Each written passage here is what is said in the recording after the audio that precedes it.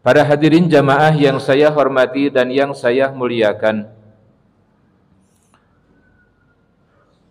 kita semuanya sudah sangat paham dan sering kita dengar para murabbi kita, para asatid menyampaikan sebuah ayat yang surah ini kita semua hampir sudah hafal. Ayat yang berbunyi alladzi khalaqal mauta wal hayata liyabluwakum ayyukum ahsanu amala. Kata para ulama, bagi diri kita, terutama yang sudah berusia lanjut, bagi para hadirin yang sudah diprediksi usianya sudah mendekati kepada kematian, kalau kita mau jujur, kita semua sudah mendekati kepada kematian. Yang masih muda juga sangat dekat dengan kematian, apalagi yang sudah tua juga sangat dekat dengan kematian. Kata para ulama, ada 3 kondisi yang harus selalu mendapat perhatian. Yang pertama adalah ma qoblal maut. Yang kedua wa ma indal maut. Dan yang ketiga wa ma ba'dal maut. Yang pertama, kita harus selalu memperhatikan ma qoblal maut. Apa saja yang harus kita siapkan sebelum datangnya kematian? Persiapan apa, bekal apa yang harus kita lakukan sebelum kita wafat? Tentu yang menjadi prioritas utama, yang pertama sebelum wafat itu segera bersihkan diri kita dari kemusyrikan. Kemudian dari segala dosa-dosa yang lain. Jangan sampai kita wafat membawa banyak dosa. Ini yang menjadi perhatian. Sebelum kita wafat, teruslah bersihkan diri kita, sucikan diri kita khususnya dari kemusyrikan. Kemudian yang kedua, terus kita perbanyak tabungan-tabungan akhirat, perbanyak bekal untuk perjalanan menuju akhirat, menuju kematian. Jangan biarkan waktu berlalu begitu saja. Sampai Allah Subhanahu wa taala mengeluarkan sebuah surah yang sangat pendek tapi penuh makna, penuh pelajaran, yaitu surah Al-Asr yang berbunyi wal asri innal insana lafi khusrin illal ladzina amanu wa amilus solihat wa tawassaw bil haqq wa tawassaw bis sabr.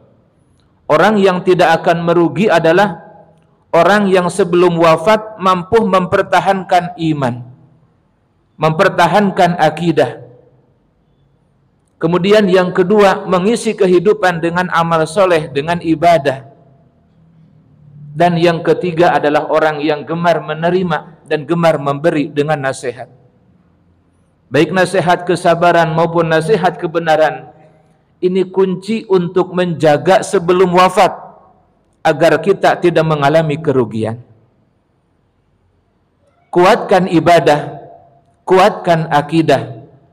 Sering-seringlah kita mendengarkan nasihat dan juga kalau mampu memberi nasihat. Insya Allah kita akan selamat. Ini perhatian kita sebelum wafat. Dan yang ketiga, usahakan sebelum wafat kondisi kita sudah islah dengan siapapun. Usahakan sebelum wafat sudah islah, terutama tanggung jawab kita dengan istri, dengan keluarga, dengan saudara, dengan tetangga, dengan orang tua. Islahkan diri kita. Jangan sampai kita sebelum wafat, begitu ajal tiba, kondisi kita masih ada permusuhan, masih ada pertengkaran, masih ada persoalan yang belum dituntaskan. Ini perhatian berikutnya sebelum wafat, usahakan. Maka mulai saat ini hendaknya kita semakin memperbanyak meminta maaf dengan saudara, meminta ikhlas, meminta ridho, saling bermaafan. Sehingga pada saat wafat kita sudah beres dalam segala urusan. Kemudian yang kedua, perhatian kita adalah ma'indal maut, yaitu bagaimana kondisi kita di saat datangnya ajal. Kita semua tidak tahu nanti wafat kita akan seperti apa. Kita tidak tahu dalam kondisi apa nanti kematian kita. Kita juga tidak tahu di mana kita wafat, di usia berapa kita wafat. Hendaknya kondisi kematian harus menjadi salah satu perhatian dalam hidup kita. Jangan diabaikan, jangan lengah. Berjuanglah, usahakanlah selalu kita pantau pagi, siang, sore, dan malam. Karena mungkin saja pagi adalah kematian kita, mungkin siang hari kematian kita, mungkin sore atau mungkin malam. Sehingga semua waktu selalu kita waspadai, dikhawatirkan itu merupakan tanggal, jam, hari, dan waktu kematian kita. Kemudian persiapan kita indal maut, persiapan kita ketika pada saat dijemput, di saat kematian datang.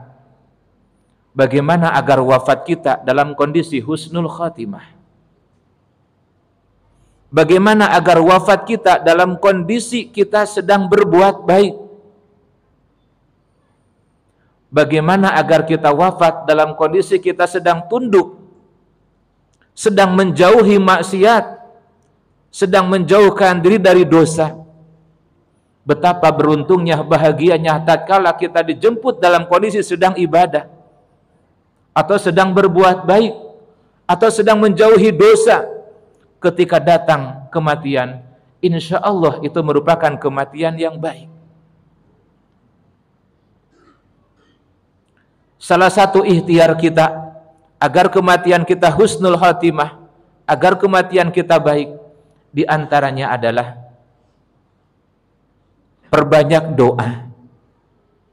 Di antara doa yang diajarkan baginda Rasul adalah yang diwasiatkan kepada menantunya Imam Ali karramallahu wajhah, doa yang berbunyi, Allahumma barik lana fil maut, Allahumma barik li fil maut wa bima ba'dal maut.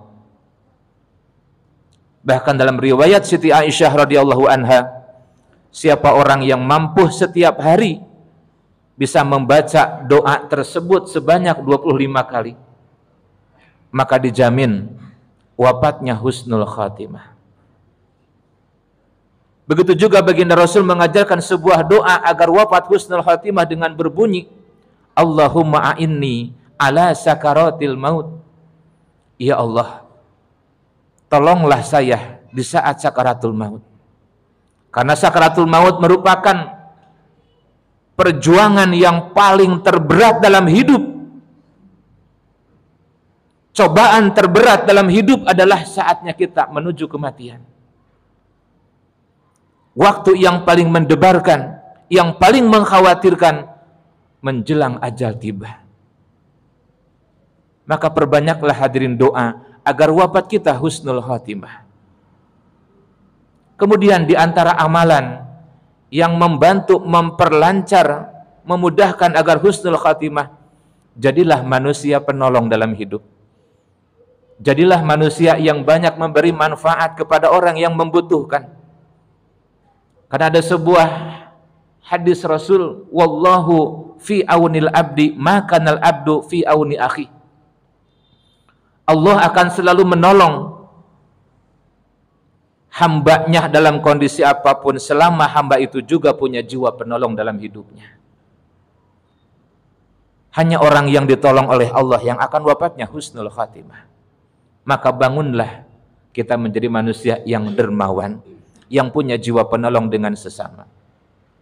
Kemudian yang ketiga, ma ba'dal maut. Perhatian kita yang ketiga dalam hidup adalah apa yang akan terjadi setelah kematian kita. Ma ba'dal maut. Ketika seseorang itu wafat, hanya dua pilihan. Kalau tidak mendapat murka Allah, maka mendapat ridhonya Allah. Kalau tidak diridhoi, ya dimurkai. Kalau tidak mendapat siksa kubur, ya mendapat nikmat kubur. Hanya dua pilihan. Kalau tidak mendapat nikmat, ya mendapat siksa. Kalau tidak menjadi ahli surga, ya jadi ahli neraka. Inilah yang seyogianya menjadi renungan kita bersama. Sebelum datangnya hari akhir nanti, yang kita semuanya pasti akan menghadapi hari akhir. Kita semuanya pasti akan menjalani. Betapa bahagianya tatkala setelah kematian kita, Allah mengabarkan Allah ridho. Alhamdulillah. Betapa bahagianya ketika masuk ke alam barzah kita mendapatkan ampunan Allah, kemudian mendapat nikmat kubur. Pada saat di akhirat dikabarkan menjadi ahli surga, dikabarkan Allah merahmati, Allah meridhoi, maka berbahagia, dan itu merupakan kebahagiaan yang luar biasa. Tapi betapa ngerinya ketika kita andaikan naudzubillah wafat dikabarkan kalau Allah marah. Ketika dikabarkan masuk ke alam kubur yang ada adalah siksa. Ketika di akhirat ternyata tempatnya neraka. Ini merupakan penyesalan kerugian yang luar biasa. Naudzubillahi min dzalik. Untuk itu hadirin, mari kita sama-sama, siapapun kita, mari kita berjuang bersama-sama. Siapapun diri kita, di usia berapapun kita. Yang pertama, perhatikan sebelum kematian kita, yaitu saat ini. Yang kedua, perhatikan kematian kita ingdal maut. Dan yang ketiga, perhatikan ba'dal maut. Mudah-mudahan kematian kita nanti diizinkan husnul khatimah. Mudah-mudahan Allah ridho, Allah ampuni, Allah maafkan, dan diizinkan kita semua yang hadir khususnya dan keluarga kita semua menjadi ahli surga insya Allah. Demikian sekelumit khutbah yang singkat, mudah-mudahan bermanfaat.